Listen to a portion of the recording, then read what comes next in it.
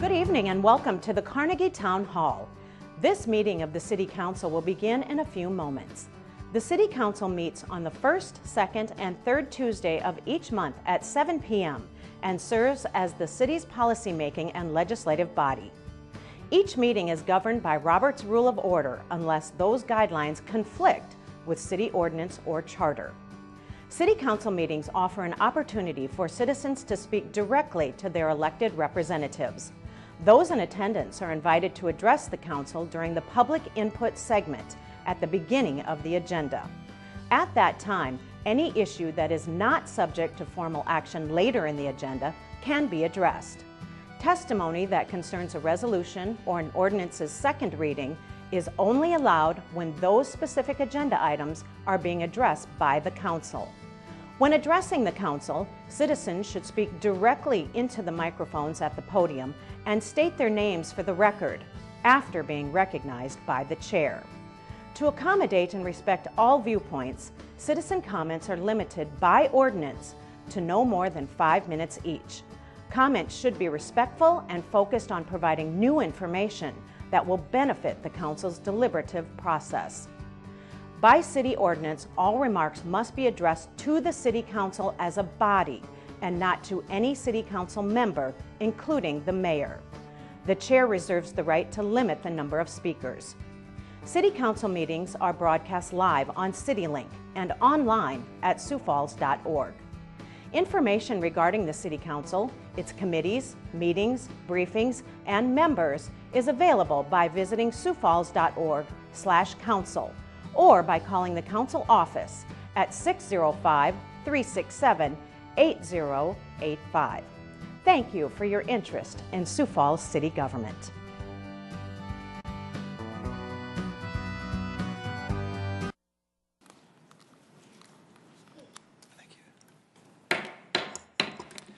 Good evening, everybody. Welcome to tonight's City Council meeting. Thank you so much for joining us. We certainly appreciate it. Today is Tuesday, February 13th, and we'll begin our meeting by introducing you to your City Council.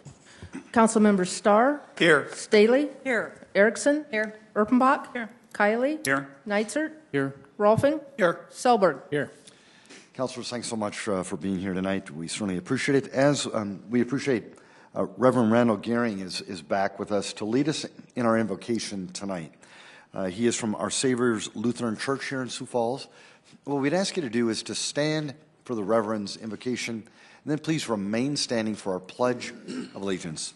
Reverend Randall, thank you. Thank you, Mayor. As many of you may know, that in the Christian tradition, tomorrow is the beginning of the season we call Lent, a time of reflecting on our human need for forgiveness. As a season, it often includes fasting, giving up something and replacing it with a spiritual practice that draws us closer to God and to neighbor.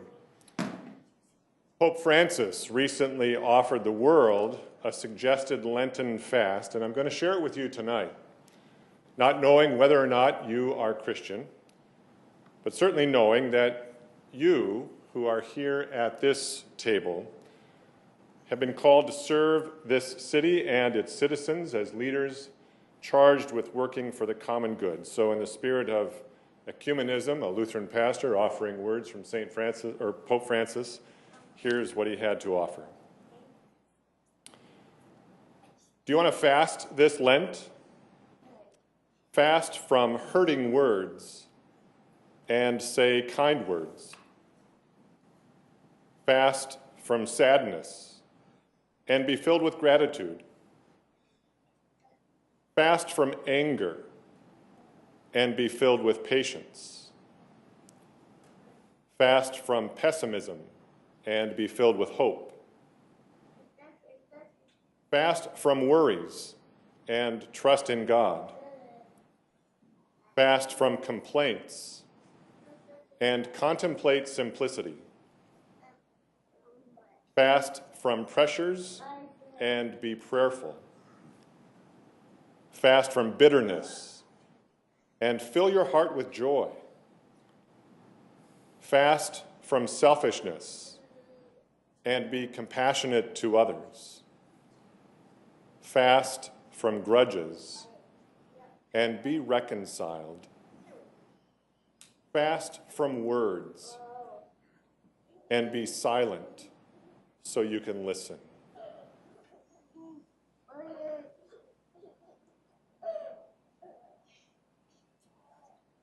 God of wisdom and grace, let your Spirit rest upon these chambers this night and upon these leaders whom you have called to serve this city and all who live here. Bless them with wisdom, patience, foresight, and vision, and guide them in their deliberating and decision-making. We pray this humbly, trusting in your goodness and relying upon your grace. Amen. Pledge allegiance to the flag of the United States of America and to the republic for which it stands, one nation, under God, indivisible, with liberty and justice for all. Got all the nice words.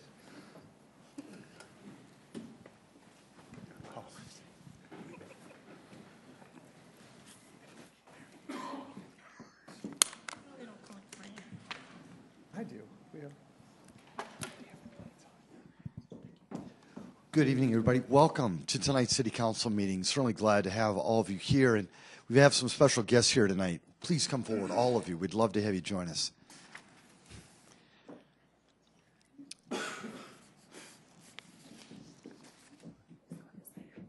Thank you for being here. Thank you. Would somebody want to speak on behalf of the team tonight? Thank you. Tell me your name, please. Aubrey Burns. Aubrey, thank you. Aubrey, would you just please, I'm going to read the proclamation, of course, but introduce yourself and tell us about the group here tonight. Sure. I'm Aubrey. This group here is Mended Little Hearts. All of us have been impacted by a congenital heart defect at birth. One of our children has, and we even have an adult in our group with us as well, Jeremy at the end there. Most of our children have had surgery outside of the state of South Dakota because we don't have a cardiothoracic surgeon here in the state of South Dakota. And this is my little guy who's crazy up here, and he's 3, and he's had just over 40 surgeries this last November, and will have his next heart surgery next year. And everyone kind of has a different story, but at least one surgery, if not more, to endure on this journey. So, And thank you all for being here tonight. Thank you. On your behalf, as well as on behalf of 182,300 people that now call Sioux Falls home, I'll read a proclamation. Whereas the health and well-being of all children throughout our city are of paramount importance to the Sioux Empire families and communities. Whereas thousands of children are born with birth defects every year, including approximately 40,000 children in the United States who begin life with one or more than 35 identified forms of congenital heart defects. Whereas congenital heart defects are among our city's most common birth defects, and they are often fatal due to their seriousness. A lack of effective mental intervention options and the limited availability of infant donor hearts. Whereas the origins and symptoms of congenital heart defects are becoming more readily identifiable, and the range of surgical options are expanding continuously thanks to doctors and scientists' diligent research efforts and field experiences that extend our body of knowledge every day. Whereas there's much to learn about the causes and the effective treatments for congenital heart defects, and it is important for parents, pediatricians, and nurses to recognize the warning signs associated with congenital heart defects among newborns so they may provide a proper treatment as early as possible. Whereas many of the Sioux Empire families and communities are directly or indirectly affected by infant illness and death caused by congenital heart defects, and I applaud the efforts of doctors and scientists everywhere who work diligently to solve life's medical mysteries and to improve the quality of life for all. Now, therefore, I, Mike Huther, Mayor of the City of Sioux Falls, do hereby proclaim February 7th through the 14th of this year as Congenital Heart Defect Awareness Week in Sioux Falls. And before we clap, what is your boy's name? This is Colton. Colton. Are you kidding me? Colton is here with us tonight. So having him laugh and be rambunctious as boys do, and yes, girls, it's a blessing. So don't feel bad. Let's give them all a round of applause, please. Thank you.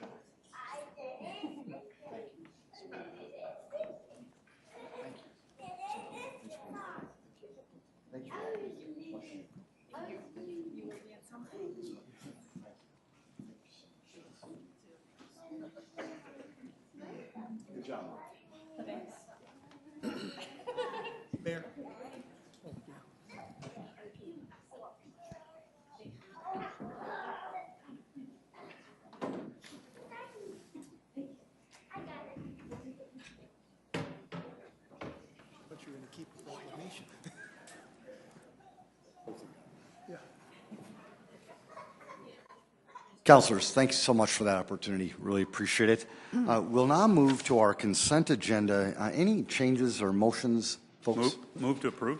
Mr. Mayor, yes. I have a couple that I wanted to pull for the Washington Pavilion. There were 2 items. Sounds great. Thank you. Thank you. There has been a motion to approve. Is there a second? I'll second that. There's a second. Councilor, did you, what items? Absolutely. There were 2 items, both for building improvements and professional services. So. Okay. Very good. Thank you. One is on entertainment venues, parapet and escalator studies, and the other one is Professional services. Professional services. Okay, very good. Thank you. We'll certainly do that, Councilor. And I was also going to pull the track type tractor dozer. Very good. Fleet. Thank you, Councilor. We'll certainly get to that one as well. Any others? Very good. There has been a motion to approve the other items. It has been seconded. A roll call vote, please. Councilmember Starr? Yes. Staley? Yes. Erickson? Yes. Erpenbach? Yes. Kylie? Yes. Nitzert? Yes. Rolfing? Yes. Selberg? Yes. Thank you. That has passed 8-0. Our regular agenda tonight, any changes, motions on that? Move to approve, Erickson. Second, Selberg. Councilor Vice Chair Erickson has made a motion to approve our agenda, seconded by Councilor Selberg. Any discussion on that?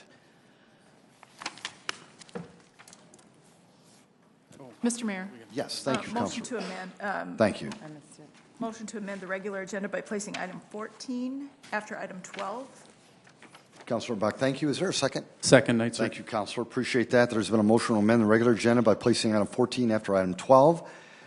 We will vote on the amendment. A roll call vote, please. Councilmember Starr? Yes. Staley? Yes. Erickson? Yes. Erpenbach? Yes. Kylie? Yes. Nitzert? Yes. Rolfing? Yes. Selberg? Yes. That is passed 8-0. Now a vote on the amended motion, please. A roll call vote. Councilmember Starr?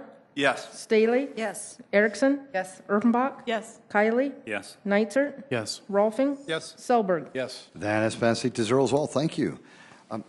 Welcome to tonight's meeting. Certainly glad to have you here, folks. Before we get to the council, wanted to offer an opportunity for you to engage the city council. It's our public input portion. All we'd ask is that you just come forward, introduce yourself to the people of our great city. We'd ask you keep your comments to 5 minutes or less and just address the body as a whole. Welcome. Scott Erisman, Sioux Falls. I was able to look at a report that was done by City Clerk Tom Greco and Tamara, and I thought that was really informative. It was about the charter revisions that have been done over the years, and I know that you're going to be voting on something about that tonight, so I will talk about that then on that agenda item. But I'd like to thank Tom and Tamara for putting that together. I thought that was kind of neat. Also want to remind us that the second and final financial report before the city election is due on April 5th at 5 o'clock, And I would really like to see that financial report to be posted by the end of the day on Friday the 6th, so that citizens can read all the fun money that's being given to candidates. It helps us make a decision on who's getting padded and who's not. And not that the city has ever been delayed in that. I did have some issues with the school district this last election. They decided not to post them online. I had to drive down to the office and take a photograph of them with my phone. They were going to request that I paid for them if I wanted copies of them. I asked them why they didn't put them online. They said they didn't have time. So I'm hoping that we put those online right away on Friday so we can all see them before the election. And then I want to address something that I have addressed with you guys before. I've searched the charter plenty of times, and I can't find anywhere in there where it says we have a time limit on the meetings. There's no time limit on the meetings. If a meeting going too long, you can take recesses. You have the ability to defer it to the next day, defer it to another time. Last I checked, you're getting salaries to be up here. You chose to be run for office, you chose to be elected, and you chose to be up here and work for the people. Salary isn't an hourly wage. There's no time limit on the council meetings. So I'm always so puzzled why the citizens who are here on their own time, who pay your wages and own this government, have to stand in line like cattle and run up here right away to do public input and hurry, rush. Is there a big game on TV on Tuesday nights? I mean, I really don't understand why we need to get out of here so fast. You guys will sit and discuss an electronic sign for a church for an hour and a half. But for some reason, the public who pays for this government and only has one opportunity each week to do this and come up here and talk to you publicly, yes, we can email and call, but publicly is once a week for 5 minutes on Tuesday nights. I would hope that you understand that you work for us, and if this is our time, and if we choose to dilly-dally getting up here, I guess that's our own problem. Some say, well, there's a lot of city staff here. They're getting paid to be here too. There's people who do business with the city. Well, they're doing business with the city because they're probably making money from doing business with the city. The rest of us who come up here and talk, come up here on our own time. And trust me, it's more of an inconvenience for me to come here and talk on a Tuesday night than it is for you who are getting paid to be here and chose to be here. I told Dave Munson once when he was mayor, I said, if you don't like what people are saying during public input, you are more than welcome to resign. And I will offer that all to you too. Thank you. Did anybody else want to engage the council? Welcome.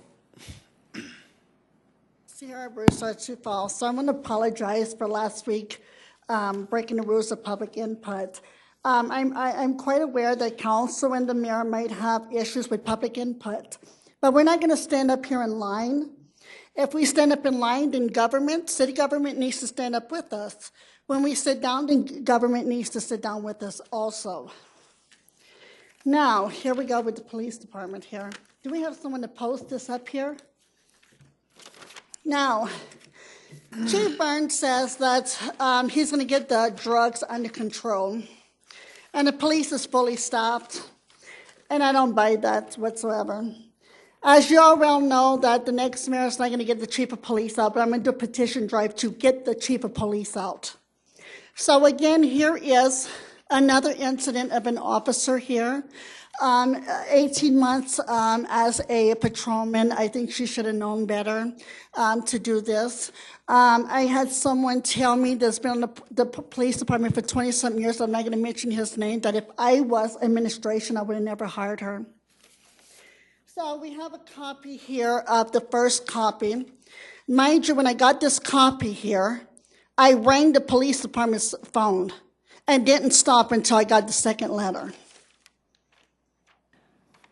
Captain McManus is a wonderful captain. I don't have no issues with Captain McManus here. This officer comes to fight disturbance call on a 911 issue on Martin Luther King Day. Then she classifies it as a mental illness call on behalf of me.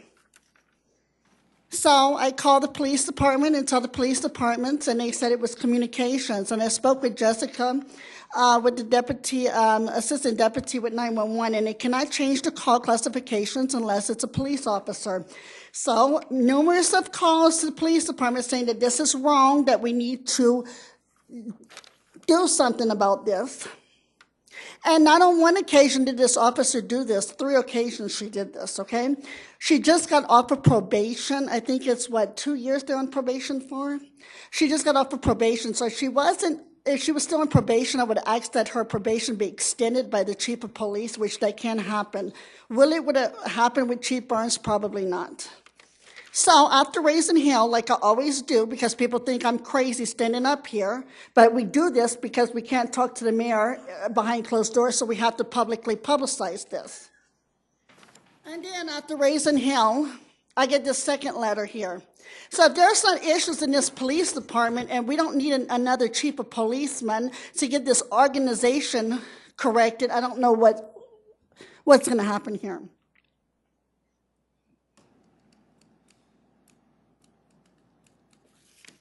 Now, you know, as well as I know, 2 years ago, we had, 5 or 6 discipline for their actions when I was arrested? And then we had this one, and we had more. So I think about 9 or 10 of them has gotten disciplined for their actions here. When this happens, we need new management. We need more administration. It's time for a change. Will Chief Burns do it? Of course not. The only reason why I got the second letter is because I raised hell. And I said that I was going to sit into City Hall until I got an answer. When I said that I was going to sit into City Hall when I got the answer, I get a phone call from the police department telling me that they mailed the letter in the mail on a verdict. So do we need policemen like this here? They classify causes of mental illness. I'm sure NAMI wouldn't appreciate that, will they? It is not over with yet.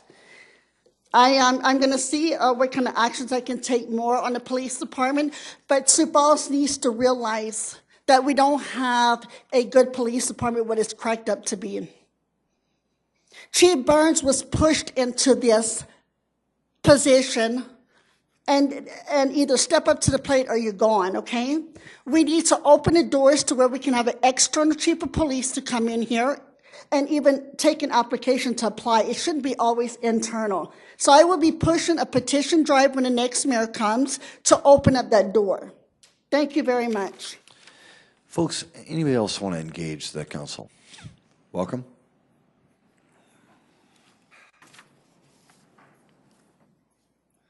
Hi, I'm Stephen Ciano.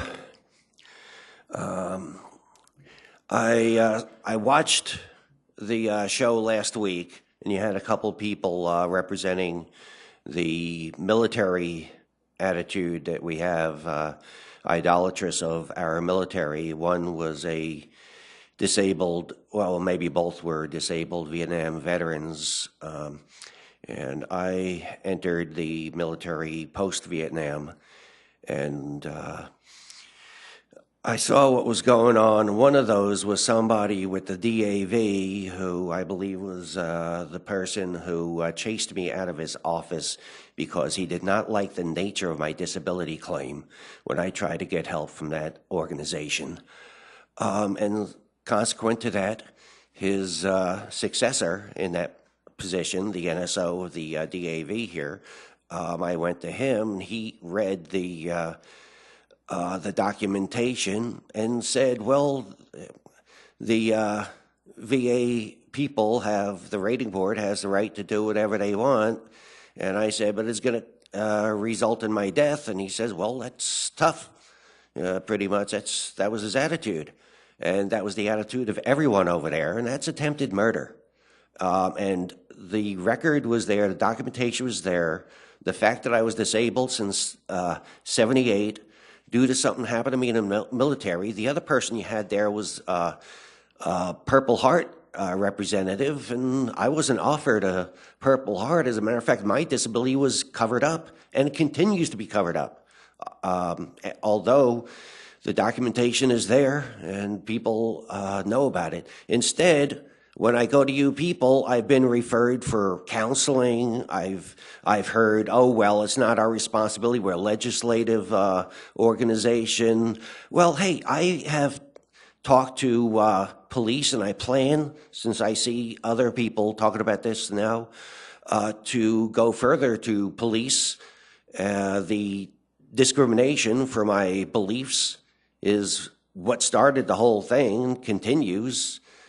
You could look it up, chain conspiracy. And I saw in the news recently somebody was charged with misprision of felony, which is one of the charges I vocalized to this body previously. I have read up on law. I understand if somebody takes action is expected to cause my death, that's attempted murder. And hey, I need medical help for my physical needs. And I can't get it through the VA because they are hostile to my claim and to me. I'm a blacklisted disabled veteran. I can't expect to get help from them. They have already shown their true colors in their actions, and I want to see prosecution of them. And I plan on very soon going to the police, and I'd like an email or other contact information from any of you people, or maybe just refer it to them and have them contact me, because I want somebody prosecuted. Somebody reportedly stole $300,000 to a third party under the claim that I was diagnosed delusional and incompetent, when in fact I already had a pre-existing and consequent confirmation of diagnosis of PTSD. So this is totally invalid and unlawful. Now, also to change the subject, well, okay, I want somebody to get Falls Community Health to stop sending me bills and harassing me, but instead to get the VA to pay, because it is their responsibility, or to get it from Medicaid. But I don't want to see more harassment. I just skipped out on an appointment because I have now issues with my lungs.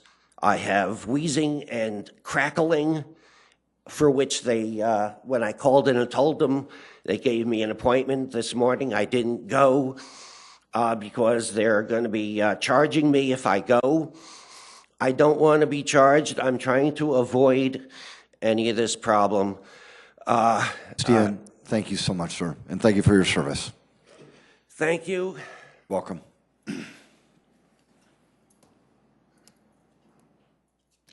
Tim Stanga. Me too.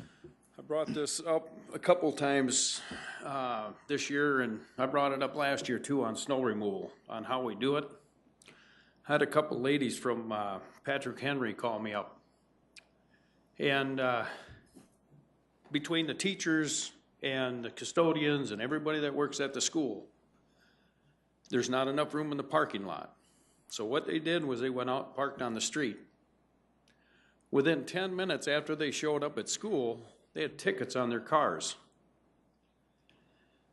I guess my question is it a priority that we go around to the schools to clean out the snow around the school, in front of the school, beside the school, before the school starts? Because I told these gals, I said, I'd fight it. I wouldn't pay it. Because really and truthfully, that should be something that the city should be doing up front. That should be done before school is in progress, even ready for it to start. And I guess that's my question, because I can drive all around town. And even to this day, there's still cars that are sitting, that are plowed around. Not that we had a real big snow or whatever. But there's cars that are sitting on the street right today that are plowed around, no tickets, no tow. And it's been how many days since we had the snow?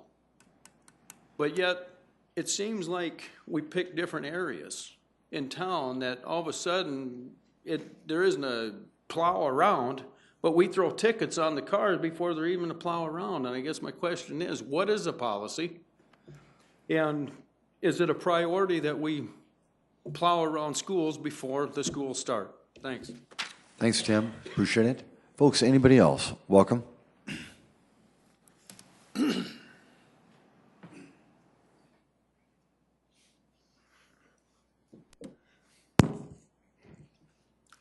Greetings. I am David Zokaitis, and I'm here to talk about a couple of building issues and what we might do about them. The first issue I'm going to address tonight is this parking ramp that the city is going to put up. We're due to spend $21 million for a smaller ramp, whereas we got a report from the Walker folks who said we should spend $10 million for a larger ramp. And then there's all this secrecy on the whole deal. And to make it worse, we're working with this developer, Legacy Developments, that, let's say, has some issues. Okay, so the parking ramp. If it was up to me, what we would do is cancel the whole deal. It just looks too bad. There's too many problems with it. And if you can suspect that there's some fraud involved, well, then you have legal recourse to throw the whole thing out. That's what I'd do. Issue number 2, siding on the Premier Center. We got a report recently from Simpson, Gumpertz, and Hager. They talked about some minor problems. I'm going to skip those today because they're minor problems. And I had some questions on this report and went and called, and they said, well, sorry, if it's not in the report, we're not going to answer your questions. So much for that. There's a design flaw in the Premier Center. Well, 2 of them, actually. They put flat siding on a curved building. Like, what the heck were they thinking? It's bumpy, it looks kind of cheap. Here's the picture. What the heck? Brand new building, all those little bumps on it. Just doesn't look very good. Here's a quote from the report. Specifications require that we deal with thermal effects. It's in the specs, all right? Shop drawings say, hey, there's nothing in there about thermal effects. The translation for that complicated report is, hey, we screwed up. So the second design flaw is that thermal expansion is ignored and the contract has been violated, according to that report, according to that quote. All right, so here's quote number 2. The loading is cyclical in nature, so that causes the panels to fatigue, perhaps. More pronounced buckling in the long term. In other words, it's probably going to get worse. What's it going to look like in 50 years? Could be really bad. Now, I had a whole bunch of related questions that I could not answer. If we swap out some panels in 50 years, are they going to match? And what is the long-term effect of thermal stress on these fasteners? Thermal stress on a road makes potholes and cracks. Will these fasteners fail in 50 years? I wanted to know. I asked. Nobody knows. Is the siding going to fall off in 50 years because the contractor forgot about thermal effects? Important questions that have no answer. Now, the city got $500,000 from the builder in some secret settlement and described as $1 million fix and didn't fix anything. What the heck? Issues remain. So my recommendation would be that the builder remove all of the stuff, redesign fasteners for the thermal stresses that they should have designed them for in the first place, install new curved siding for a new curved building, and I figure that, it's their mistakes and they should fix it. It's their cost. Seems kind of obvious to me. And here's my closing here. We should enjoy nature. Sometimes it does some very pretty things. This is Lake Lorraine, in case you're curious. And with that, hey, good evening, everybody. Good evening, David. Good evening. Folks, anybody else? Welcome.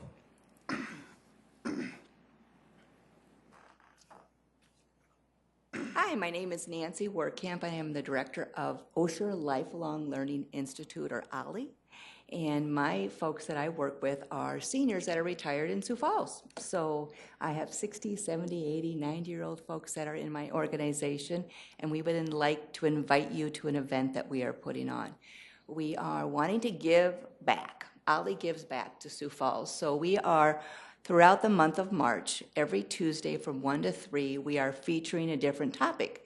So in March, March 6th, we are having folks from the city coming talking about Ollie in the past, Ollie present, and Ollie in the future. And our title is, what is Sioux Falls going to be looking like in 2023? So looking out 5 years from now for seniors in Sioux Falls.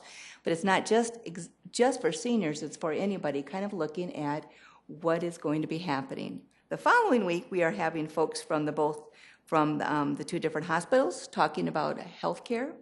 The third Tuesday, in March is about entertainment. So we're having a variety of different people coming in talking about entertainment in the Sioux Falls area.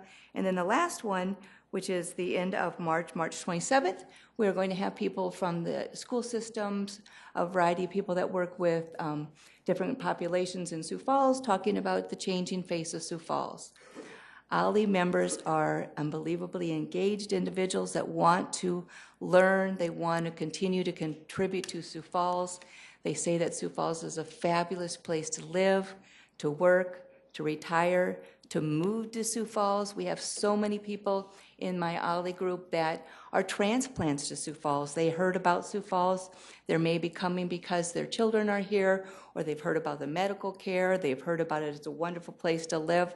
So Ollie is just wanting to give back to Sioux Falls, and I want to invite you, I want to invite anybody that is listening here tonight, anybody that's here tonight, to attend. This is a public event. Ollie gives back to Sioux Falls.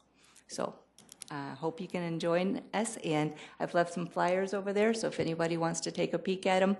But again, it's every Tuesday for the month of March from 1 to 3.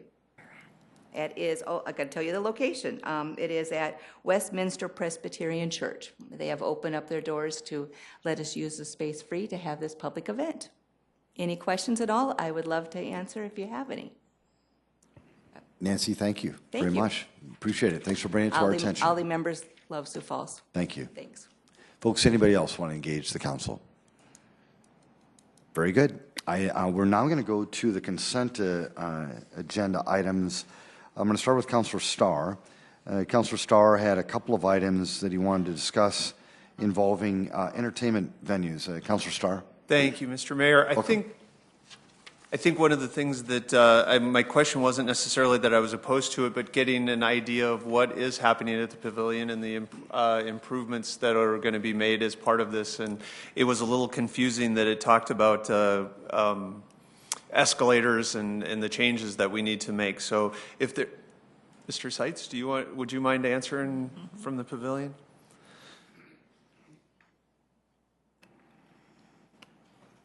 Good evening, John Seitz, Washington Pavilion, and I'd love to. Thanks. Would you like me to take it from Please there? tell us what's happening so that all right, as part of this.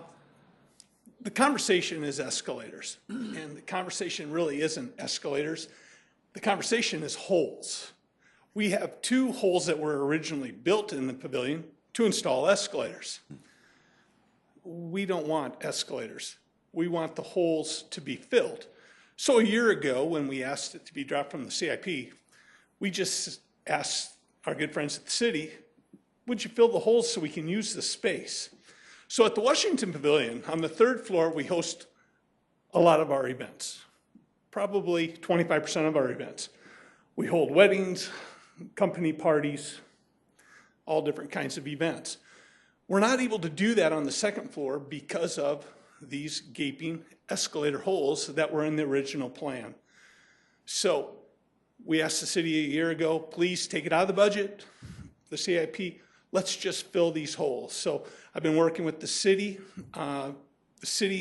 What's on here is, in the world, if you have a hole, you hire a contractor, you fill the hole. But when you're a city building and you're working with the city, you have to contact your provider. So we contact Arc Inc. Arc Inc. makes it part of the program. They have to do a study of some time to find out what it's needed to correctly fill those holes.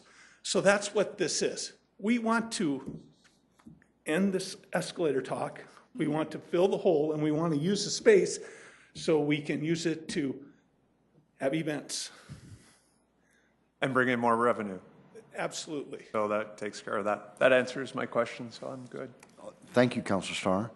Appreciate it. Is there, was there another item, Councilor Starr? No, I think that it was the two items together, so I think there's money for the professional services and part in the other for the floors, unless there was something else that you're doing that you want to share with us. John, I would encourage you to stop there. Thank you. Thank you. You get to come back and tell Darren enjoy his evening. I would move to approve both items, please. Thank you, Councilor Starr. Councilor Erpenbach has seconded that. If there's no discussion, a roll call vote, please, only on these items, Councilor Starr's items. Councilmember Starr? Yes. Staley? Yes. Erickson? Yes. Erpenbach? Yes. Kiley? Yes. Nitzert? Yes. Rolfing? Yes. Solberg? Yes. Thank you, Council. That is passed 8-0. Councilor Staley had a question on fleet involving track-type tractor dozer. Is there a fleet person here to speak to this?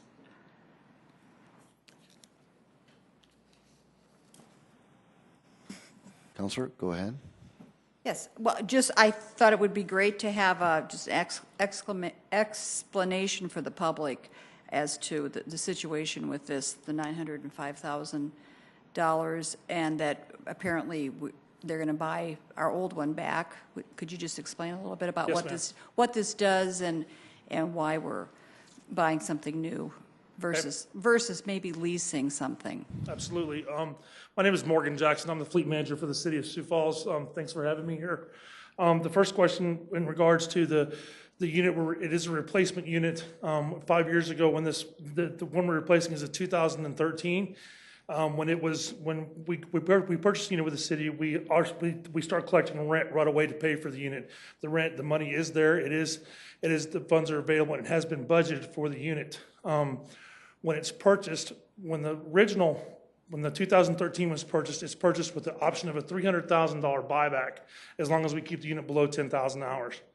The unit is below 10,000 hours and it is eligible for the buyback of $300,000. So at the end of the day, the new one we buy in 2018 will be $605,000 instead of $905,000 on the first part of it. With your questions, ma'am, regarding... And explain to the public what this does. What is the purpose of this? It's a bulldozer. It's used 6 days a week out at the landfill.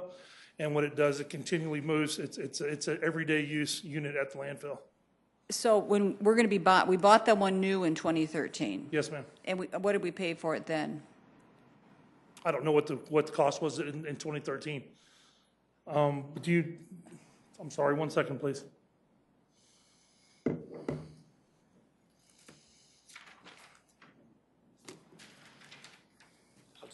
Excuse me, Dean Borkert with the Office of Public Works. When we purchased that unit in 2013, the initial cost was $897,846.49. Okay, and then you had the agreement. Is that a standard thing where they're going to buy it back if it's less than 10,000 hours? Yes, ma'am, that's correct. That was what the contract was. Okay, so what contract are we going to get with the new one now? It'll have a buyback on it as well. For the same amount of money? I believe so, yes. And that's a 5-year kind of 5-year or 10,000 type of thing? Or if you didn't do, could it go for 10 years if you didn't do the 10,000 hours? Our current unit has about 9,800 hours currently, and we have gone down to 4 years and 10,000 hours on this unit that we are purchasing with your approval tonight. Basically, we cannot exceed the 10,000 hours, but we want to maximize that return investment with the guaranteed buyback from each of these companies when we bid it originally. Right, I hear that, but I'm just curious about if a municipality had 9,000 hours, and could they go? Does that buyback go for as many years as they need to? Whichever comes first, the years or the hours. Right, and so the years were the 5 years. Is that correct? The one we're replacing was 5, but we would exceed the 10,000 hours if we used it. I get it. Okay. Then the last question is, what longevity? I mean, these things could last like how long? Because I'm assuming they're going to take this one and repurpose it for someone else.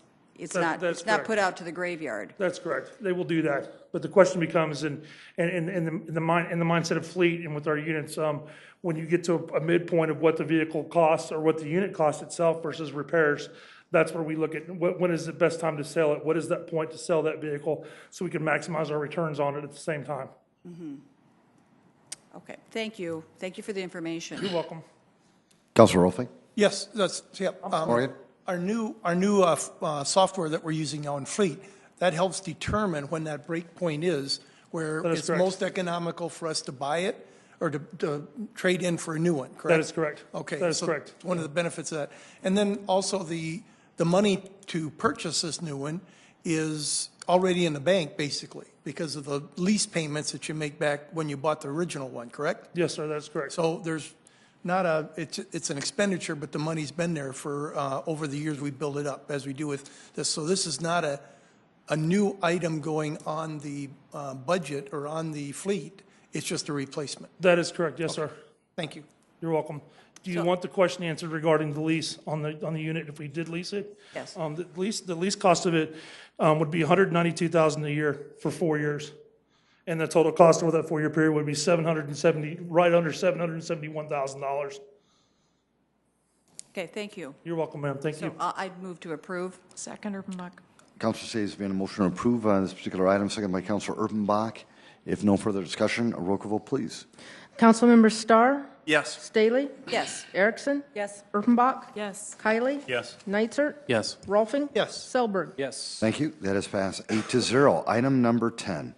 Second reading, an ordinance of the City of Sioux Falls, South Dakota, amending the Code of Ordinances of the city by amending Chapter 32, City Organization, Subchapter Charter Revision Commission, establishing the votes necessary to approve a Charter Revision Commission report.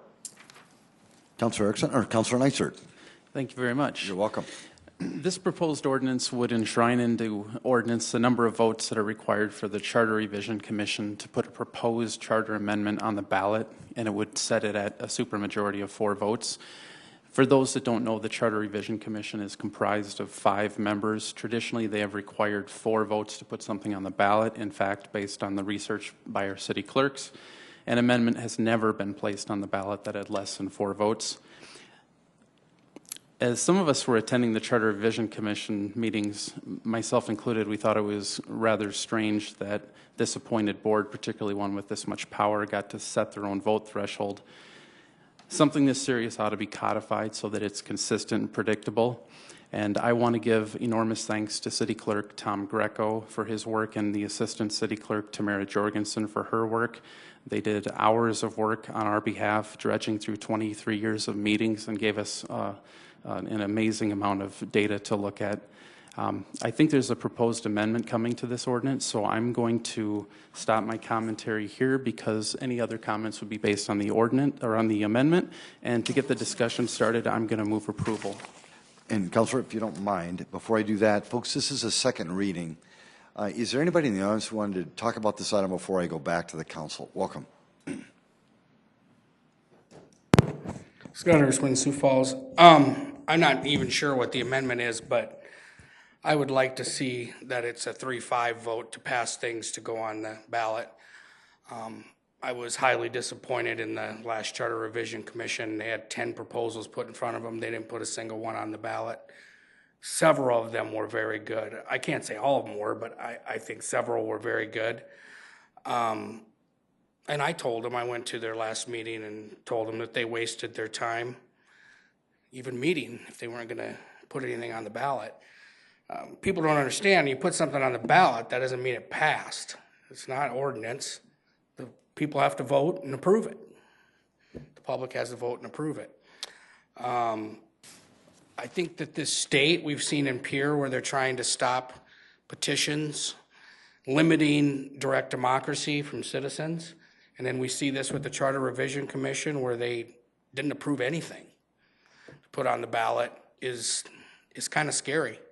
The country of Switzerland, a little historical data for you, they're a direct democracy. Their citizens approve all the laws through elections. They are considered the most wealthiest people in the world per capita. They have the lowest taxes per capita. They have a great living, wonderful country. And it seems direct democracy works pretty good for them. If it didn't, they wouldn't be doing it, I don't think. I think that a 3-5, a 3 votes to 5 to pass something is good enough. I don't think we need to have a supermajority. That's just kind of silly. I'd really like to see a lot more things on the ballot.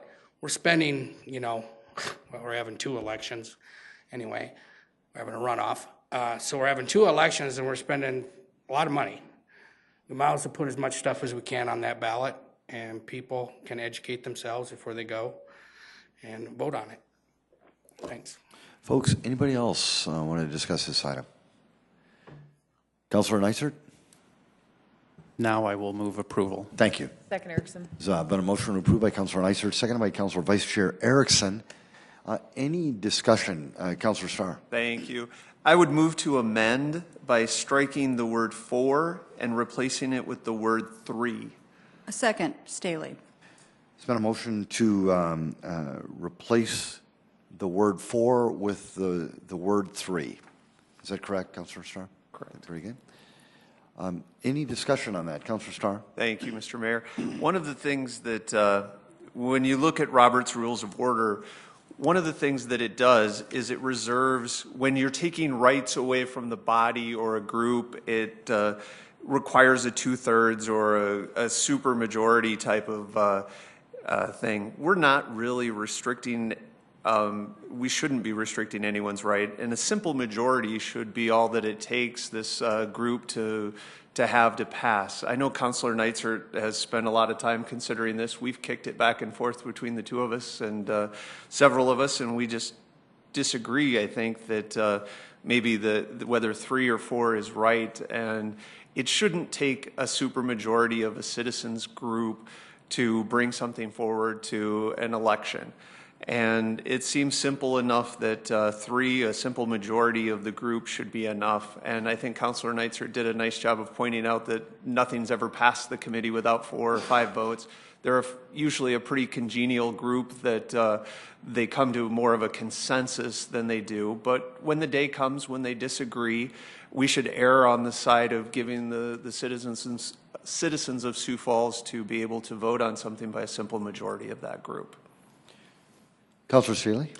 And let me say, first of all, that I also appreciate Councilor Neitzer's efforts to memorialize this and to standardize this. There were 4 of us, council members, who brought forth charter amendments this year. And it was an interesting process to watch because it's so fuzzy. There's no real definition of when a consideration starts and when it ends.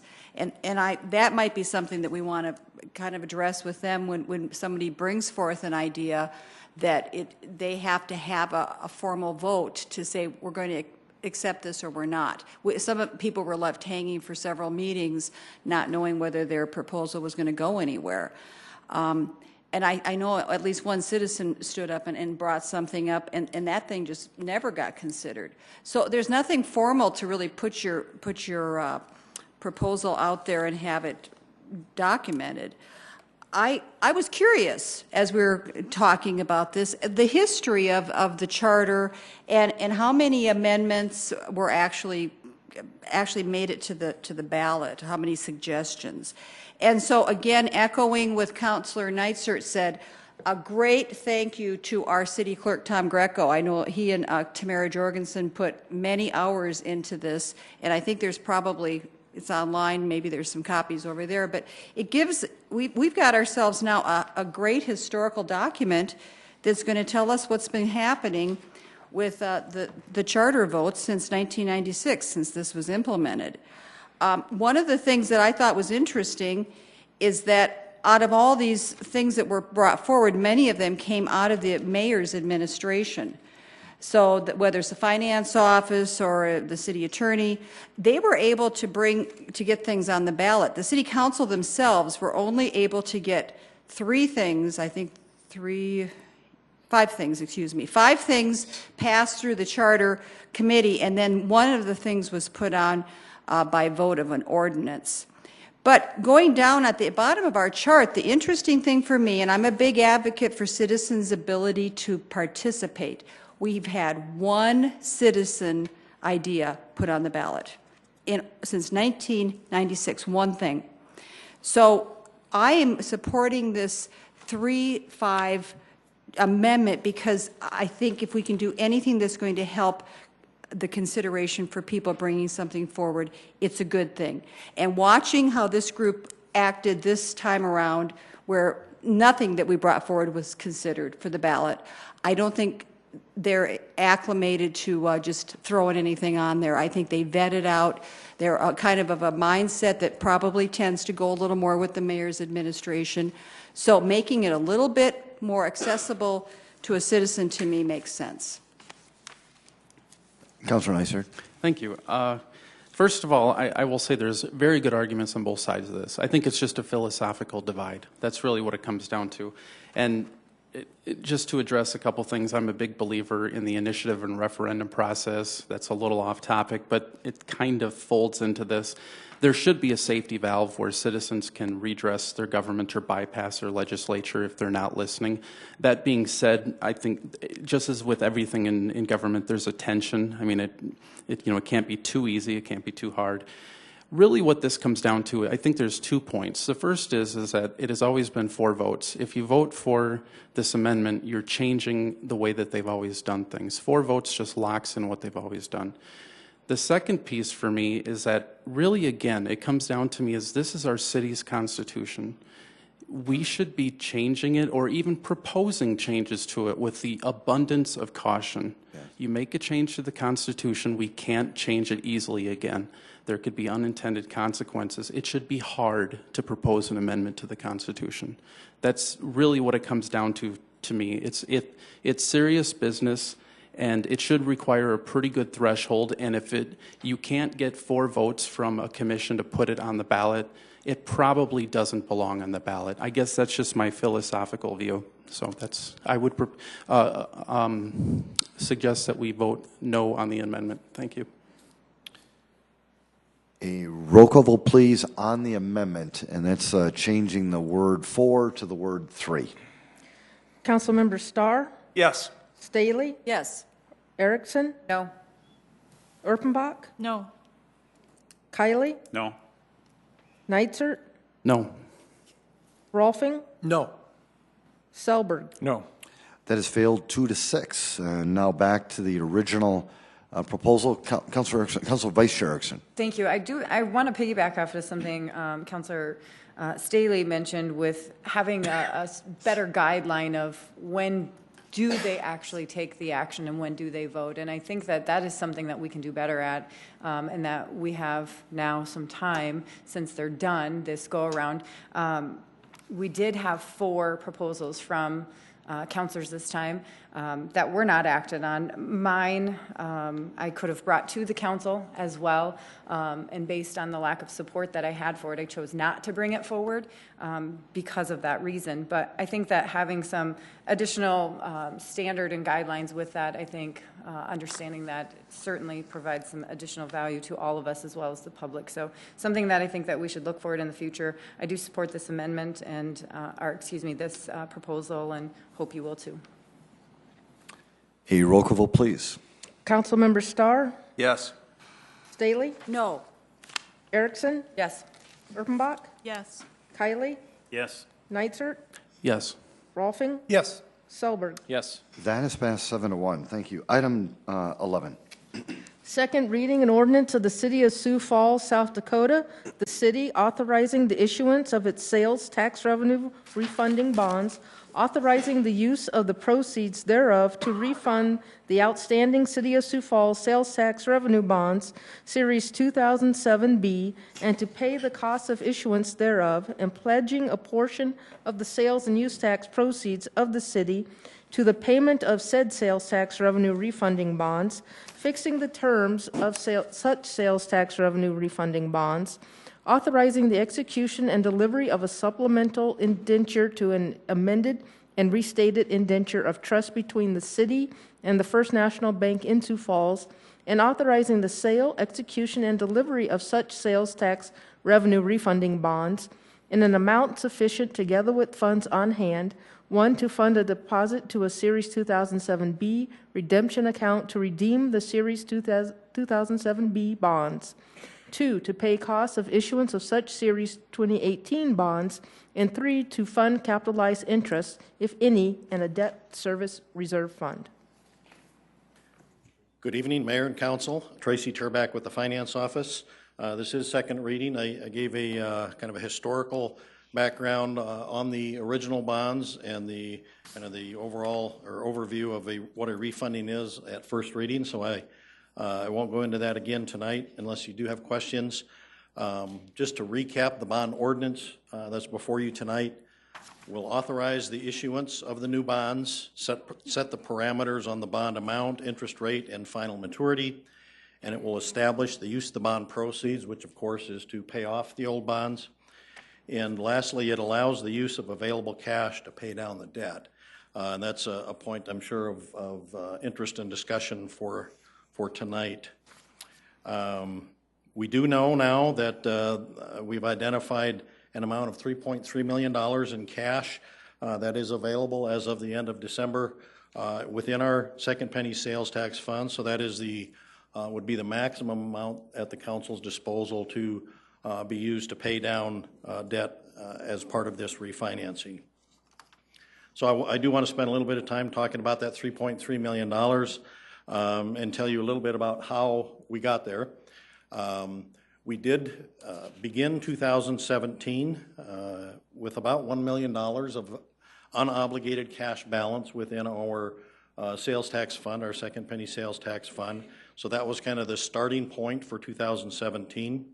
As I mentioned last week, during 2017, the construction fund for the 2009A bonds, which was really what we referred to as a Quality of Life 2 bond issue. That construction fund was closed out. You might recall we completed the last improvements up at the football fields, the junior football fields. Restrooms were installed there. And so once that project was done, there was $1.5 million remaining in that construction fund. And so when that's closed, that essentially is used then to make bond payment and frees up sales tax dollars. So that resulted at the end of 2017 of $1.5 million available throughout all the projects that were completed in 2017. Those projects came in a net of about $600,000 below what had been budgeted. So those dollars then are available to be appropriated by the council then in 2018. And then all of the revenue sources that flow into this fund netted out at about $200,000 higher than what had been estimated in the original budget. So when we roll all those together, that adds up to $3.3 million of unobligated cash within our second penny sales tax fund. So that's how we got to the $3.3 million.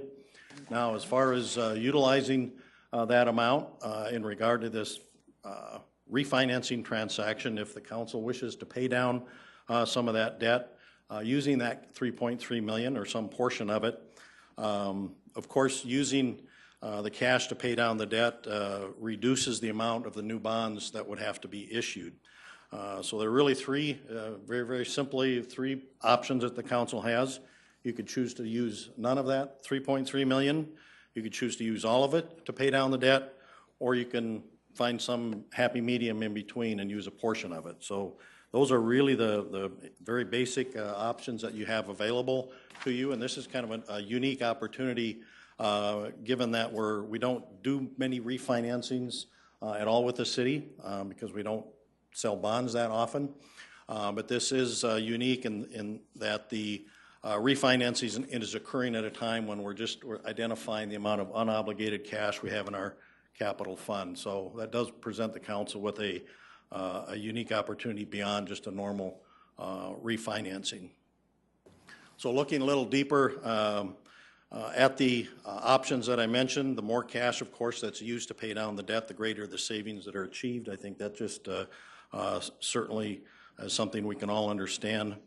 Option number one, which would be utilizing none of the cash to pay down the debt, as I reported to you last at first reading, would realize about $2.3 million in savings, and the bonds would be paid off as they're currently scheduled to be paid off in 2027. If under option 2, if the council chooses to use the entire amount of available cash of $3.3 million, the savings or the reduction of future payments would be $3.6 million. And as option number 3, I just selected a number near the middle of $1.5 million. For example, if the council chose to use $1.5 million of the cash, that would result in approximately $3 million in savings, and the bonds could be paid off in 2025, 2 years earlier than currently scheduled. So using all the cash would take 3 years off the final maturity. Using roughly half of the cash would take 2 years off the final maturity, and if we use none of it, then the final maturity would remain as it is today at 2027. So the other thing I would mention to you, perhaps that you'd want to consider, is that by paying the bonds off earlier than what's normally scheduled, earlier than 10 years from now, that will add some degree of flexibility for a future council by restoring what today is about a $2 million annual payment on these bonds. That would restore that $2 million that much sooner into the revenue stream for that future council to be utilized as second penny dollars are utilized. So we do recapture that ability and flexibility, if you will, by shortening up the term on these bonds. So with that, I will open it up for any questions you folks have. Tracy, thank you. Before I go to the council, folks, this is a second reading. Is there anybody in the audience who wanted to speak to the council about this topic? Welcome. Scott Ersman, Sioux Falls. I still think you're getting the cart in front of the horse here. We don't have any idea how we financially ended up in 2017. Not sure where those numbers are being hidden. Not sure why somebody's sitting on them. Not sure why the council hasn't seen them. At the least, to give you guys the December report, so you'd have the full 12 months to figure out where we ended up. It was funny because in the news the other day, the governor just announced that the tax revenue over the past 2 months has been great, so 2018 is looking good.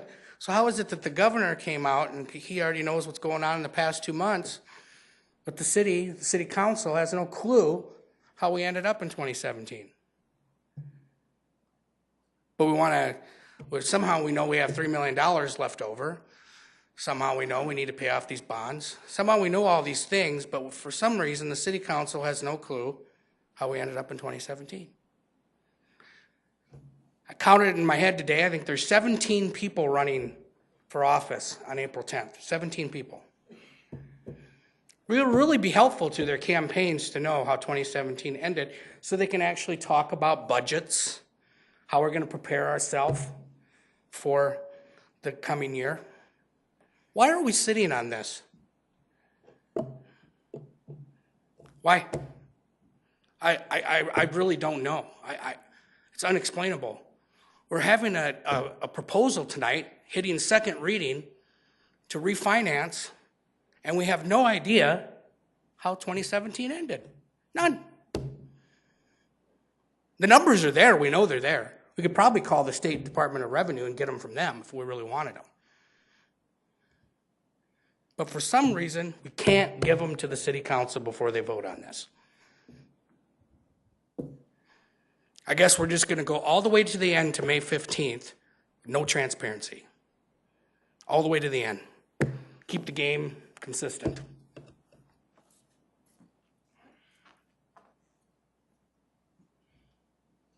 Mr. Mayor.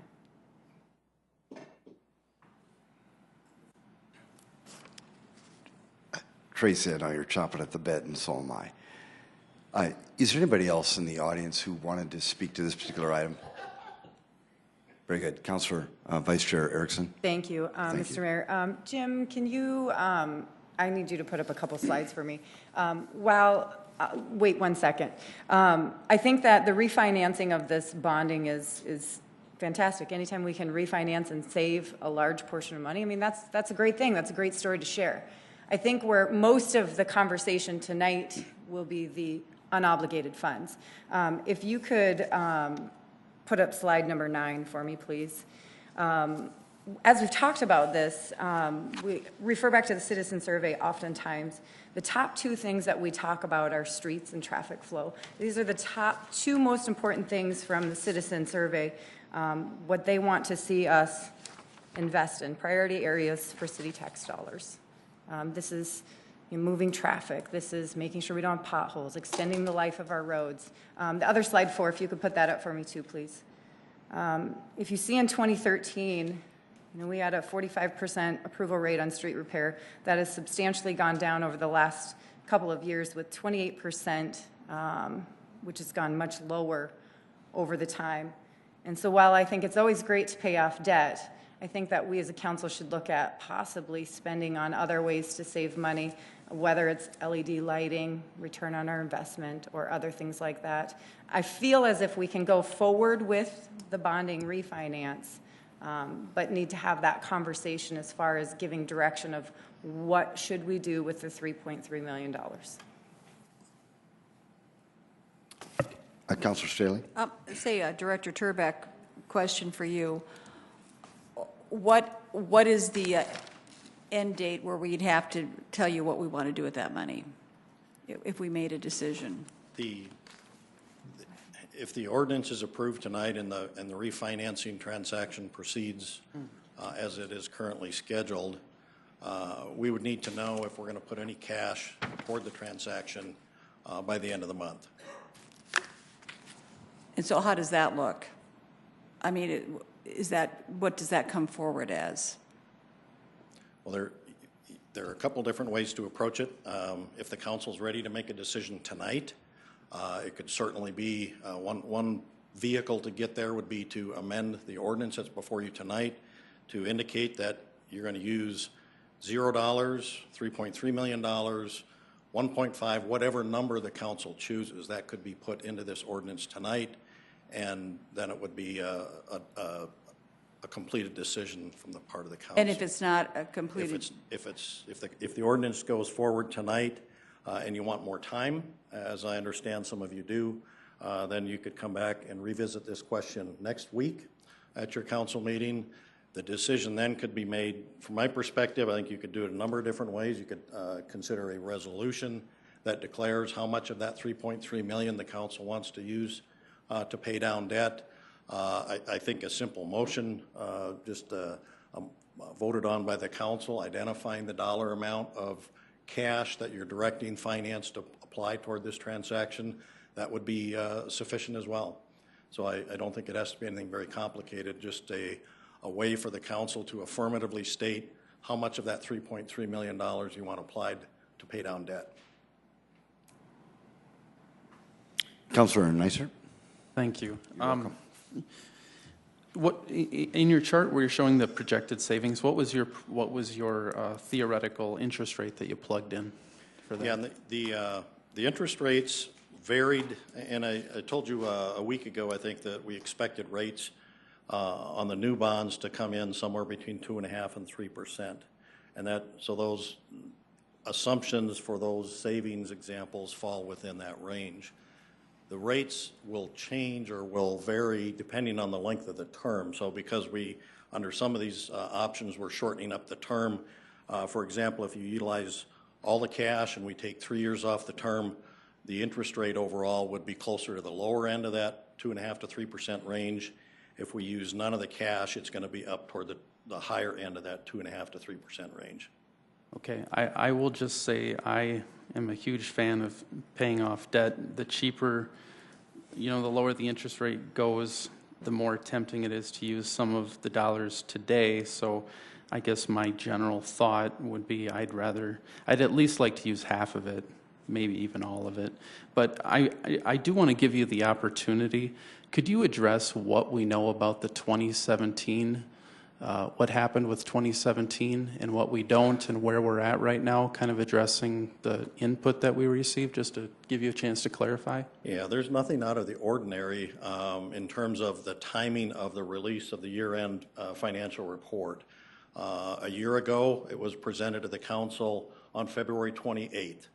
Every year it falls somewhere around that 1st of March, either the last meeting in February or the first meeting in March. So that it's crazy to say that it's somehow being held back or information's not being presented for some nefarious reason. It's just complete nonsense.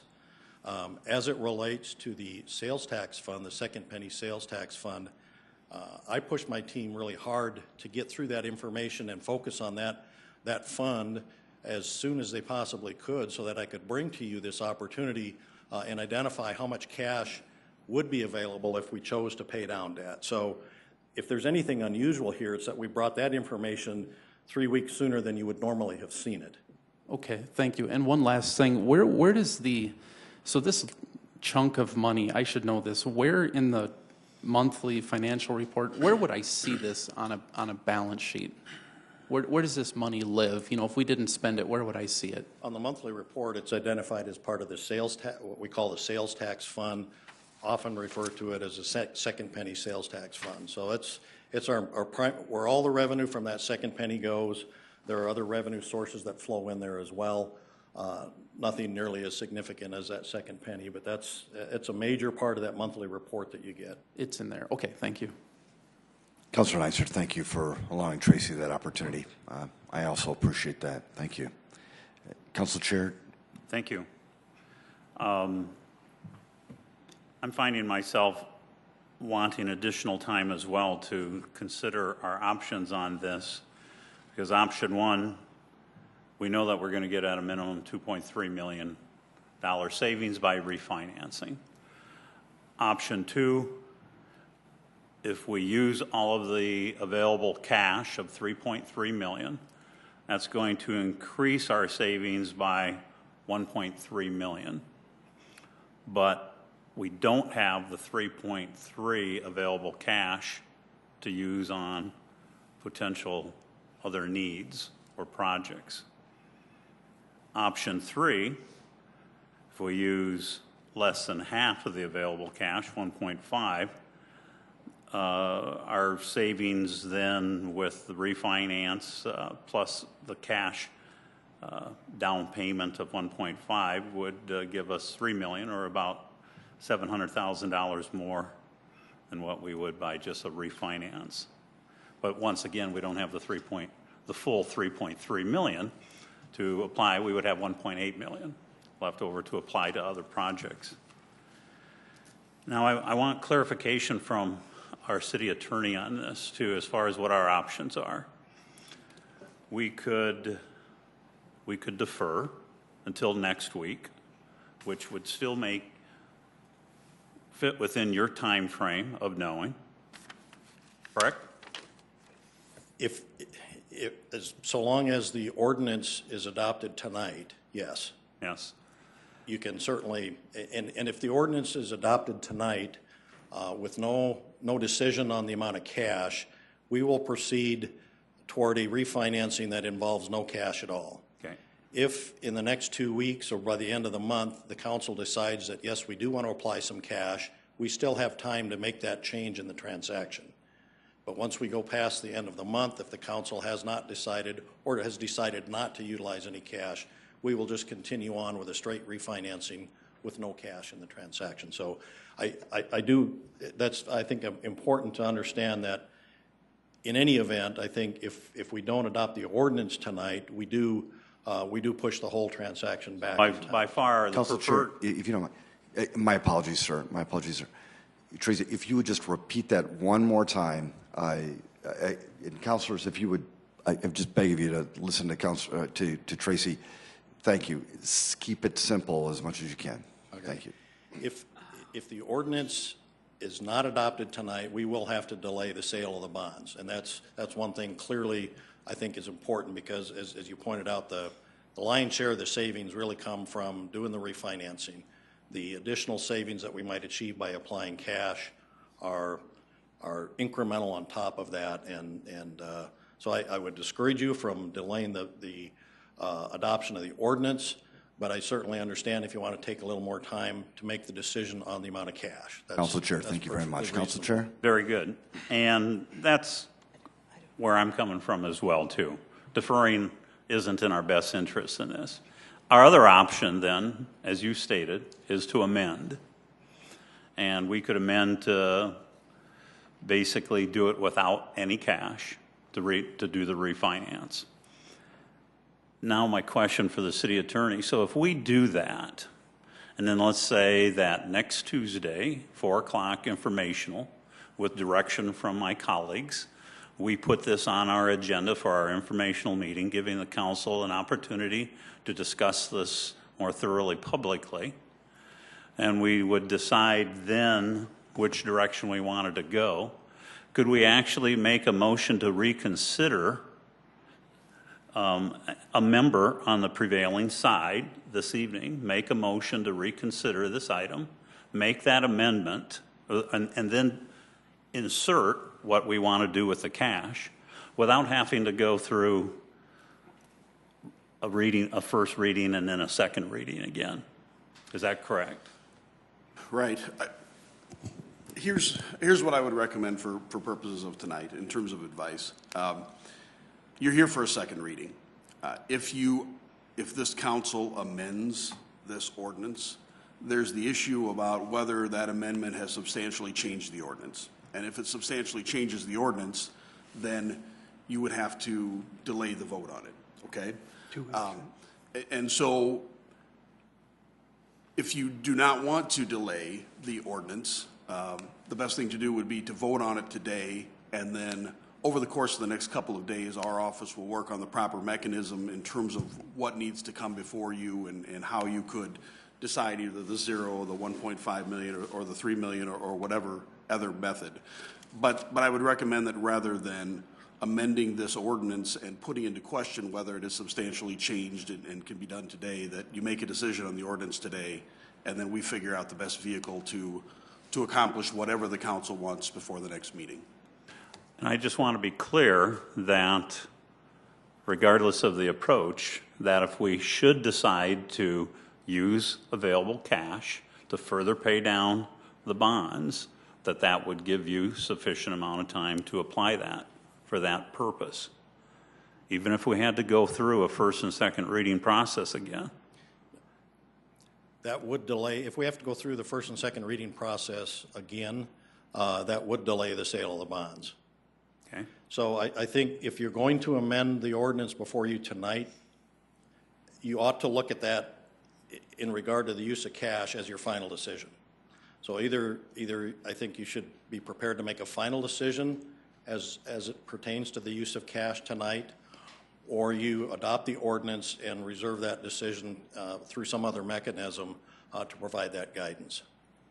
Okay.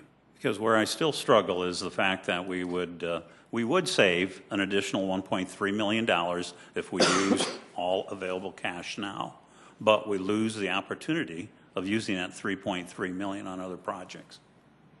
Mr. Mayor? Councilor Staley, I'm done. Thank you, Mayor. Thank you. Thank you. Okay. Councilor Staley? Well, and I guess I just want, since we're having this discussion, when you talk about open meetings laws, that if we were going to do this thing talking next week, or any kind of movement to say, well, what do we think? We have a week to say, how are we feeling about this? That really can't happen. We can't be taking a consensus of a vote among us during the week to come up with what we want to do. That has to be done out in the open. No, well, there's been talk that we can have kind of be talking about, have a week to, okay, just to clarify, okay, just to clarify that. Councilor Chair, just 1 second. Please. Is there anybody else on the council who wanted to speak about this item before I go back to Councilor Chair Kiley? Councilor Chair Kiley? Thank you, Mayor. You're welcome. At no point did I mean to imply that we would be lobbying one another during the week. The discussion, as I stated, would take place during an informational at 4 o'clock, which would be a legally held meeting of the City Council. Very good. Yes, Councilor Neisert. This may be a question for the city attorney. If we pass this tonight, just unchanged, what vehicle must we do to give the administration direction? Can it be a resolution? And that's what I want to look at internally in our office. It may be that simple, but I don't want to comment on that until I can look into it and consult with some of my coworkers on that issue. Second question, if you were to go through some sort of a reconsideration, does that push back the effective date of the ordinance? Does that slow him down? If we reconsider the ordinance next week? Yeah, if we voted on it and then we went through this thing of reconsidering next week and amending, does that push back the effective date a week? The 20 plus 5 days? And that's one of the things that I want us to be able to look at internally is to what vehicle would best represent what you wanted to accomplish. Which is why I'm concerned about if you amend it tonight, then it puts into call the question of whether you substantially change this ordinance. And so I think the best thing to do is vote on the ordinance tonight, and then we can figure out a vehicle to accomplish whatever this council's goals are in terms of that between 0 and 3 million that you'd like to put toward the bond. Okay. Mr. Mayor? Yes, Councilor Starr. Thank you. I guess that's the part that disappoints me in this whole thing, why we didn't have a better plan put together before you come to us tonight of whether you needed to offer an amendment and have an amendment ready if you wanted us to vote on it. So I'm going to support passing it the way it is and give us the time to actually take a look at it. This is another chance to push something through and not have a plan ready for a major $1 million refinance that we're trying to do. Council Vice Chair Harrison. Thank you. I would agree, and I have a question for the attorney because of that. Because in the ordinance it makes reference to together with funds on hand. We don't identify a dollar amount. So can I amend? I mean, I don't want to amend it with 0 and then be in the same predicament, but I don't want to pass it and say, oh, well, sorry, we went and used $3.3 million because we can. That's not okay either. So my question is, do we need to amend that out? Is this on the honor system? How is this? Help me figure this out. Which particular part of the ordinance are you looking at, Councilor?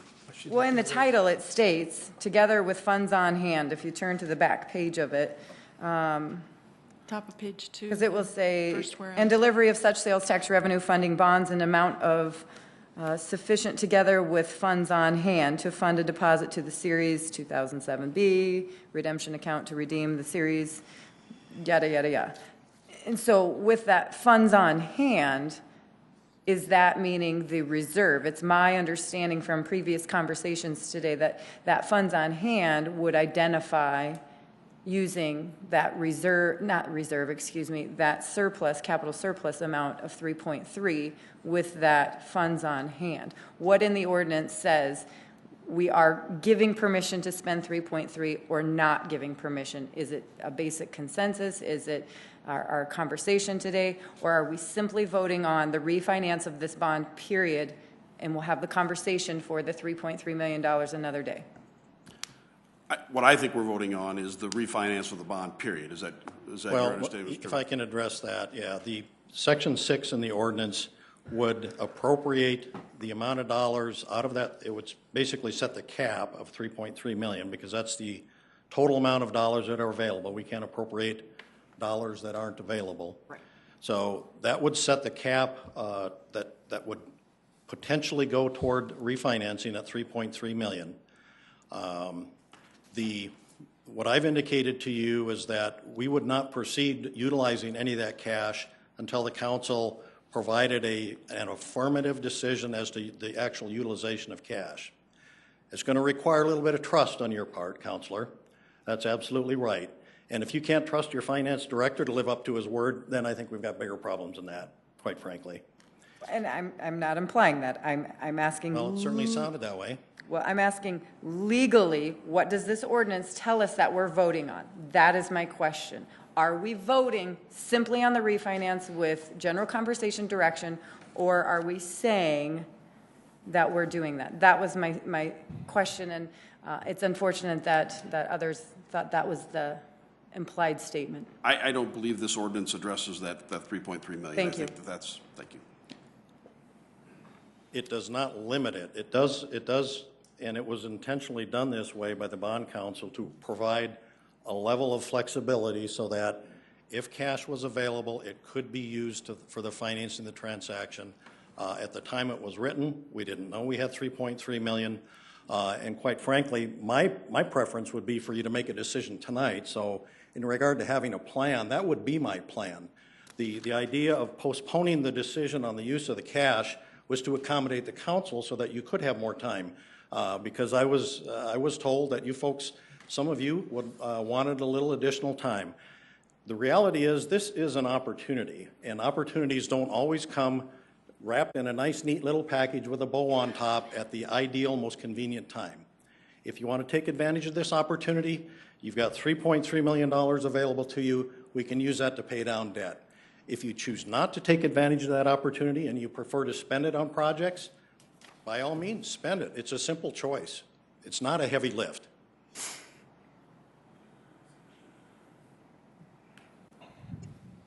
Council Chair. Thank you. Please do not take our asking questions as a matter of distrust. That is absolutely not the case. It's just simply that we have questions and we needed answers. And I had the same question that Councilor Erickson did. And believe me, I trust you, Director Turback. And I believe I can speak for Councilor Erickson when she says she does too. We're just simply asking for clarification. And I appreciate the fact that you did. Thank you very much. Does anybody want to make a motion on this? I would move approval. Is there a second? Second, Selberg. It's been a motion to approve this item. It has been seconded. May I speak to this? Councilor Rolfing. Very quickly. Good discussion, guys. And again, I'm going to reiterate, Tracy, we all trust you. That's no, if it came out that way, it wasn't meant. Secondly, I think it's important that we're postponing the decision on how much money out of the 3.3 we either want to keep or put toward the debt. Come up with your proposals. Don't do them next Monday. Do them this week so we can all take a look at them and get them to us so we can take a look at it and have a decent discussion next week during our informational and make a sound decision that's the best thing for the people of Sioux Falls. Councilor Silberg. And am I reading this correctly? So if we pass this as it is, we still have the flexibility to answer the questions that have been brought up tonight. Is that kind of soup to nuts where we're at? This allows the refinancing, but we've got to figure out the best mechanism over the next few days to put forward what the council's approach is in terms of what you want in reference to that zero between 3.3 million. I've got to figure out the best mechanism that we can accomplish that. And I don't know that as we're sitting here today. But there is some flexibility here?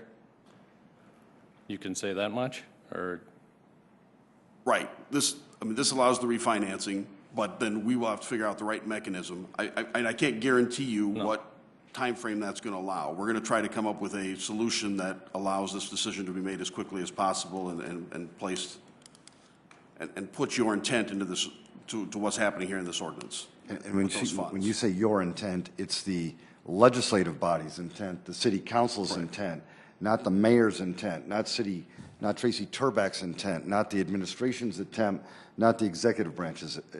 Correct. Right? The legislative branch's intent. That's right. Councilor. So let me recap this. That means that next 4 o'clock meeting, we're going to come together and have a decision. We're going to have a discussion and have a decision. And let's say that we all say we don't want to put any money towards this. So then, are we going to decide that at 4 o'clock next week? But we can't. I thought we can't make decisions at 4 o'clock. We can't come to a consensus and then vote on it there'll be something they'll come up with that we'll vote on. Councilor, we speak to the mic. Sorry. Okay. Paul, would you address that for Councilor Staley, please? The intent, Councilor Staley, is not for the city attorney's office to come at 4 o'clock next Tuesday and tell you what we think we can do. We want a chance over the next day or two to figure out the best method of implementing what the city council's interest is in terms of where to place that $3.3 million. So as soon as we figure that out internally, we will relay that to the city council members. I understand, but if we're going to take any action at 7 o'clock next week, that has to be noticed. We can't just decide at our council meeting. That's going to have to look like something on the agenda by Friday afternoon is going to be something you're going to come up with, and then we're going to meet, and let's just say that we don't want to do anything with it. Then we have some kind of thing happen at 7 that's going to be Or we could do nothing, or the thing is, we could do nothing too by next week. Okay. And yes, Councilor Mock.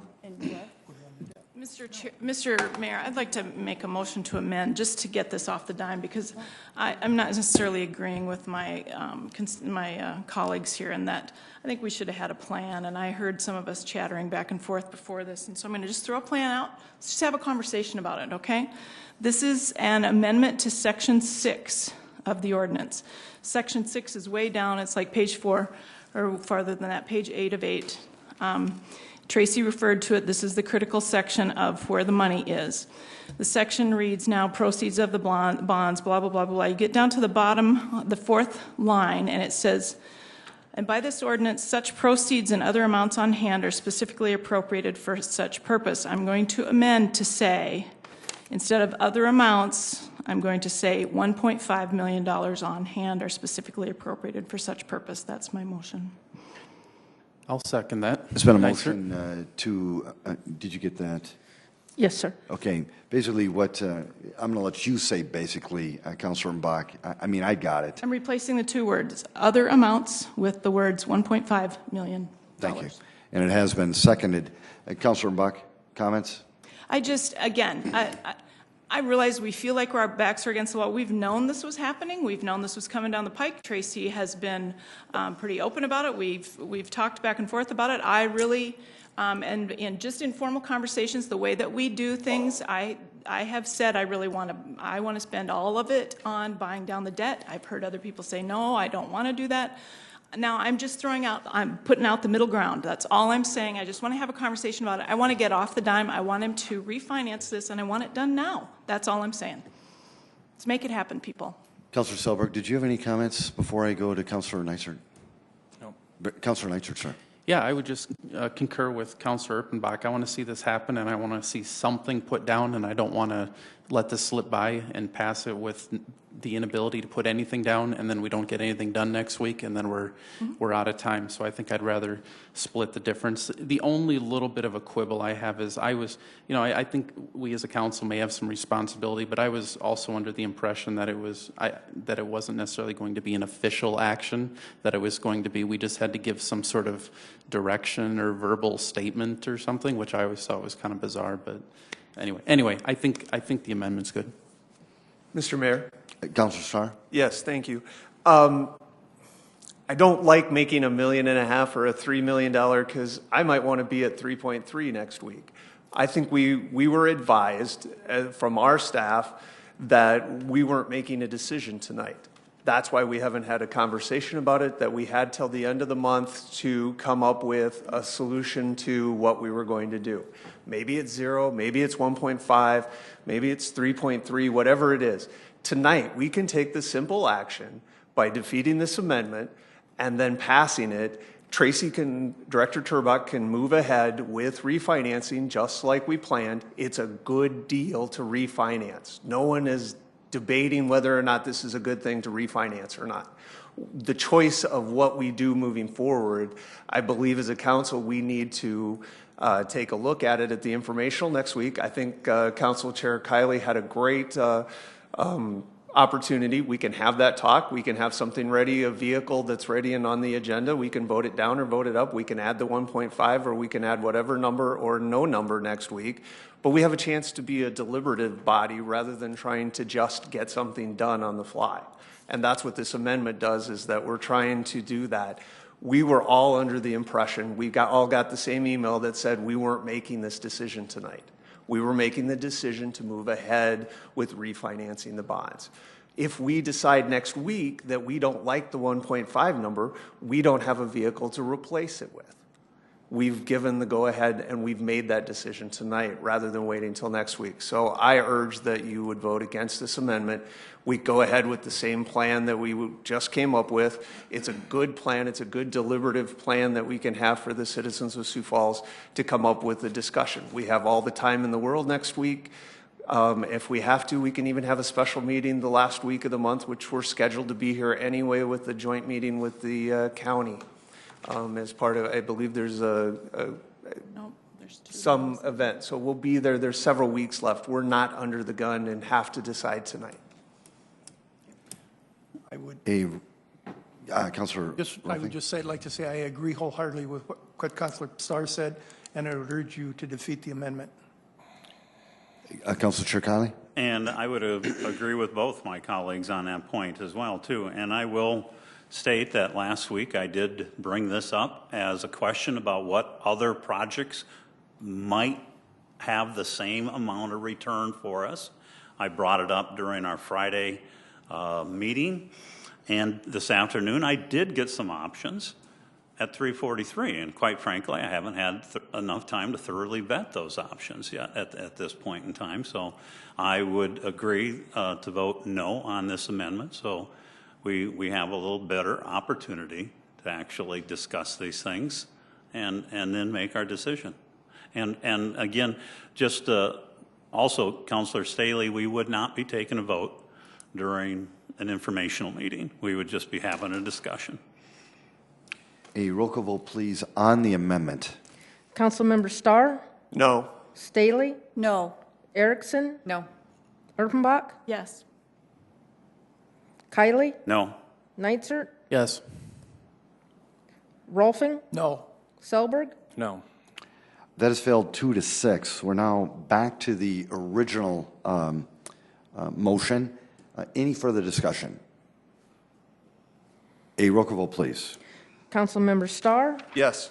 Staley? Yes. Erickson? Yes. Erpenbach? Yes. Kylie? Yes. Neitzer? Yes. Rolfing? Yes. Selberg? Yes. That has passed 8-0. Item 12.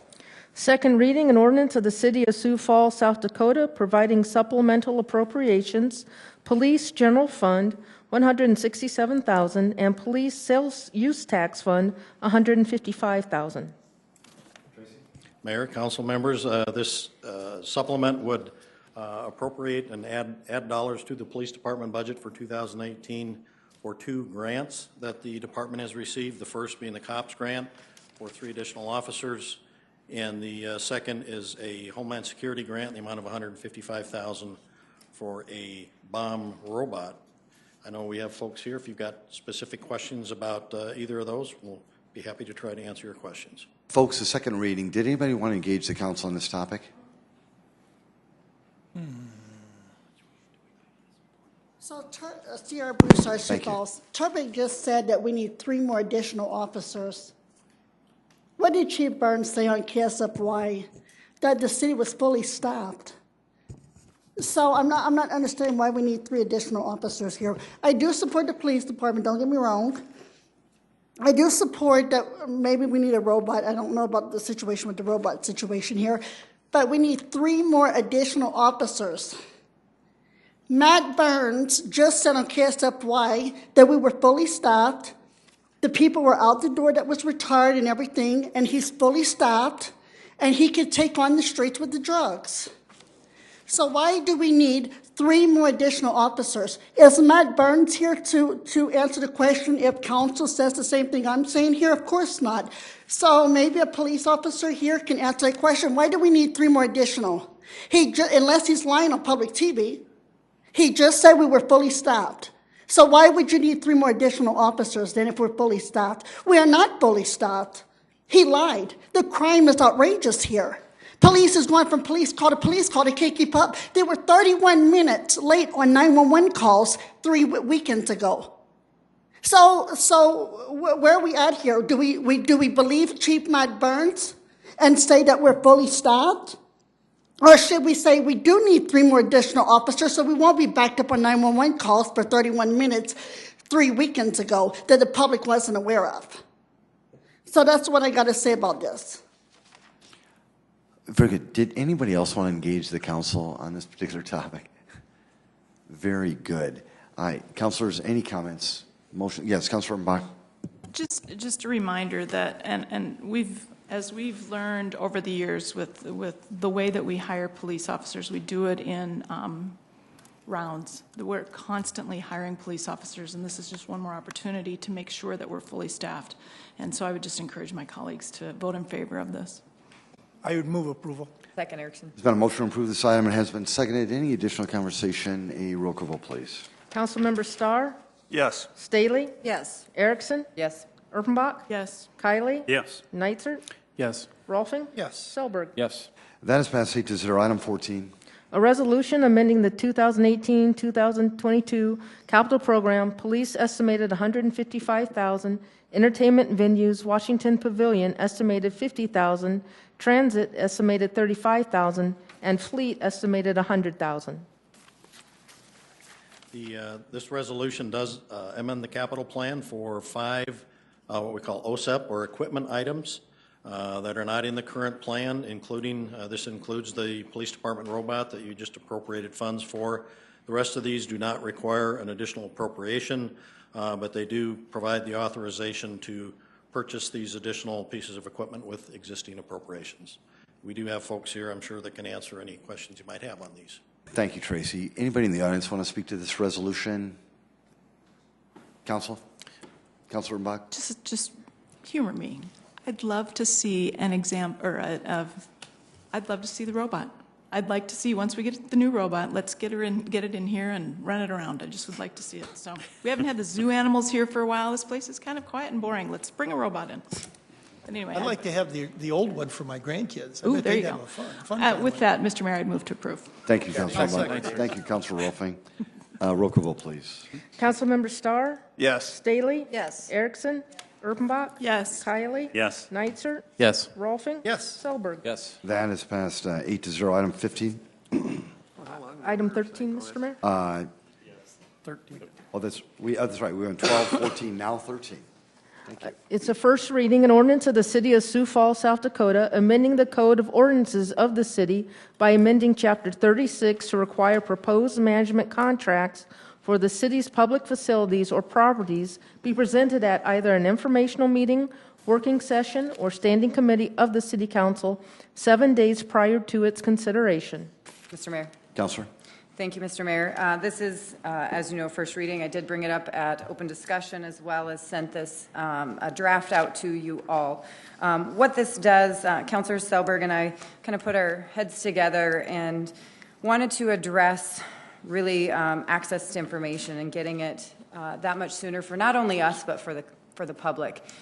Creating more transparency and having that out there. What it would do by having it at an informational meeting, a working session, or a standing committee meeting, having that maximum flexibility, allowing the administration to be able to have it at one of those three. It also put the document online and make it available. All this does is add 7 days prior to a council vote instead of getting it on a Friday afternoon.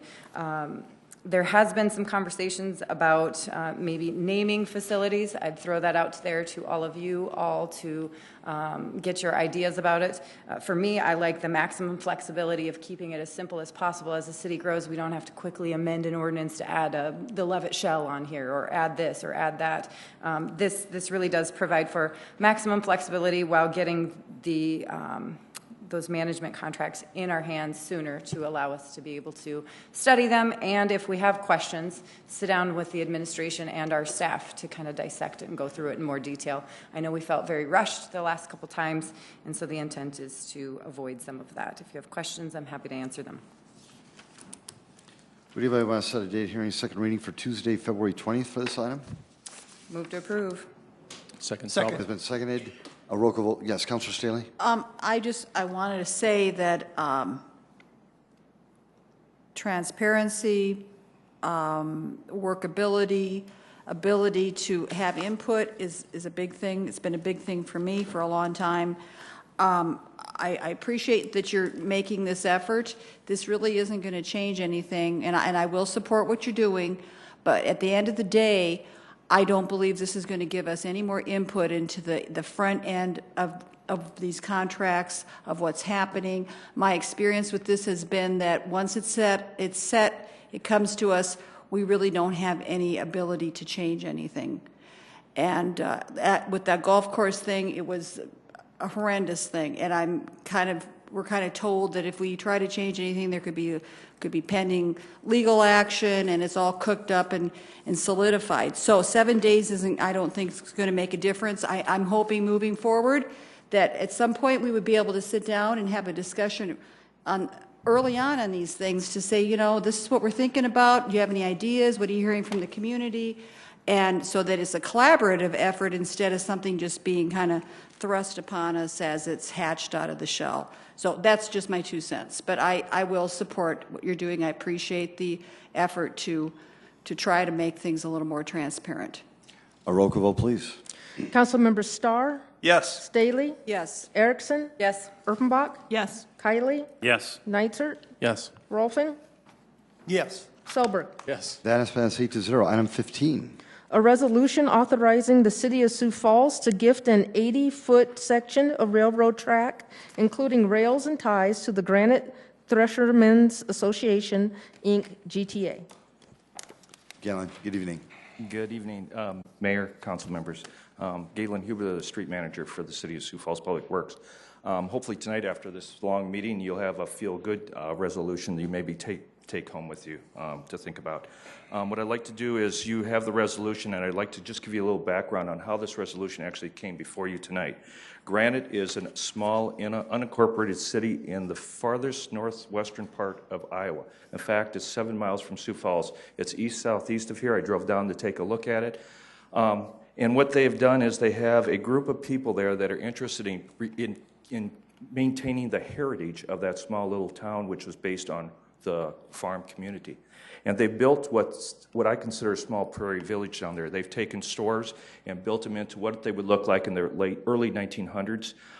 They have developed it into a 3-day threshing bee where they bring in regional people from the region come in. They have a children's tractor pull. They have a vintage tractor parade. They have the threshing bee, and they celebrate their heritage down there.